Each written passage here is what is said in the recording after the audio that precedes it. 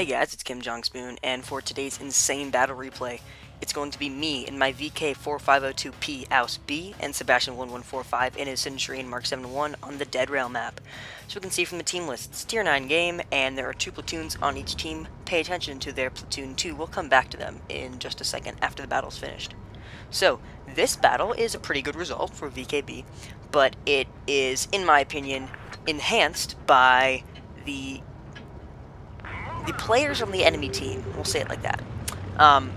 Their platoon 2 is a very, very strong platoon, and that was one of the reasons when I went into this game, I was thinking, oh, well, here's another loss, because I recognize their names, so I was very concerned that they would just steamroll us, like has happened so many times. So VKB on Dead Rail, we're pushing forward. I really like this spot coming up here because I can put shots into anyone on the other hill and pull back behind the trains, and I can use these buildings to side scrape, or just poke my nose around, pull the trigger, and pull back. So we're poking around this corner. Seb is just to the left of the town, just to the west of the town. You can see him on the minimap in orange, and he's just spotted their Conqueror. So their Conqueror is in their platoon too, and so I was very concerned. I was very interested in removing him from the battle early, because the less time there are Super Unicums on the enemy team, then the less damage they can do, so on and so on and so on. So that's one of the strategies that I use. When we see very strong players in the enemy team, we focus them, and it might seem mean, but the less time that they're on the battlefield, the less damage that they can do, and so the more chance we have of winning. It's nothing personal, but, well, sometimes it is, but that's how we try to handle Super Unicum platoons. So the Conqueror's pulling back.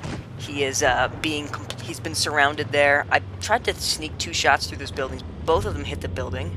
RNG was not with me. Poke around, spot the Conqueror, and that was a very clutch shot. So Conqueror is down. It is the scores are 2-1. We see a T-30. He's a very dangerous target. We want to take him out. And he pulls back right as we fire, so our shell sails straight into his tracks. I was very concerned about being pushed here, but unfortunately for them, and fortunately for me, it seems like I'm invisible right now. The T-30 has shots at me, clearly, because I'm shooting at him. IS-3 comes down the hill. I'm spotted this whole time, and it's only now that the T-30 decides to look at me. I try to sneak one into his commander's hatch, but pulling back, aiming circle was huge, didn't really have a chance of hitting. See the Panther and their E-75 coming up the hill, shots at their E-75, and a wild flat Panzer appears and blocks my shot. It almost looked like he was intentionally blocking me, but I don't think he was. I think he was just oblivious. So that's not going to happen again. I'm going to start side scraping right here and force this guy to move elsewhere. Side of an IS-3, damage his ammo rack. We're censoring the chat right now. It's pretty toxic. No sense in giving you guys his diseases from the chat. Looking for an ammo rack on that IS-3. It was already damaged, so the ammo rack's HP is significantly reduced. But we just hit his tracks with that one. Sneak one into his rear.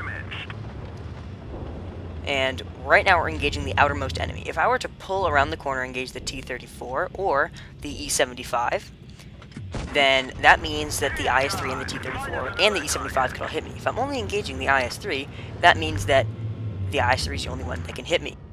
So engaging outside in is a great tactic that you guys can use to reduce the amount of enemies that are firing back at you and hopefully increase your survival rates and damage ratios, which will increase your win rates and help your team out the most.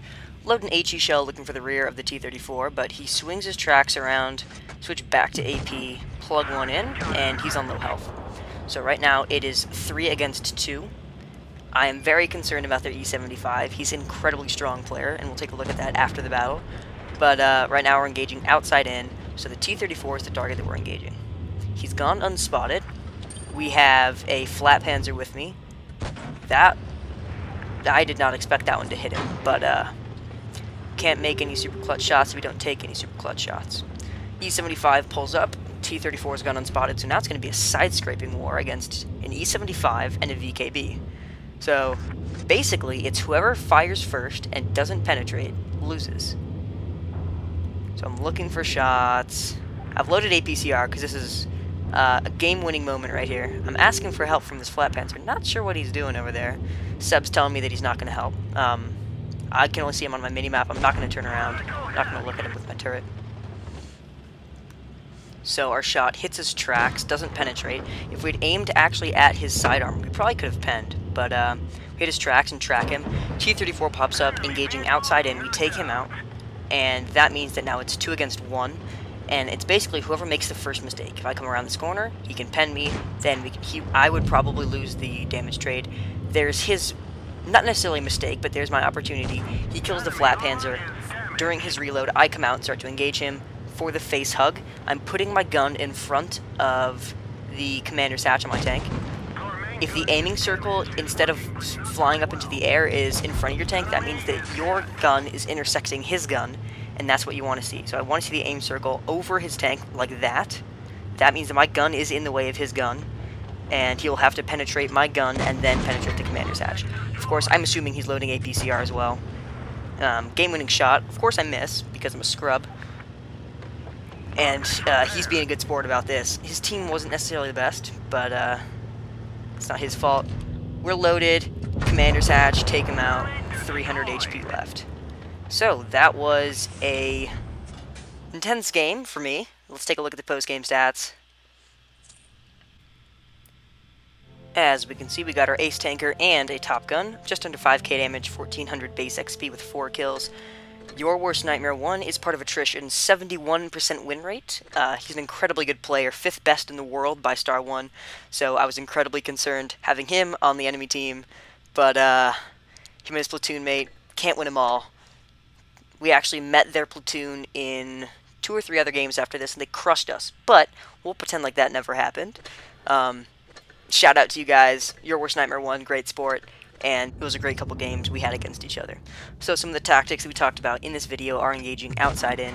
So when I was side scraping, I engaged the target that was as far right as possible because I was side scraping to the right. So if I was engaging the IS-3, only he could shoot at me.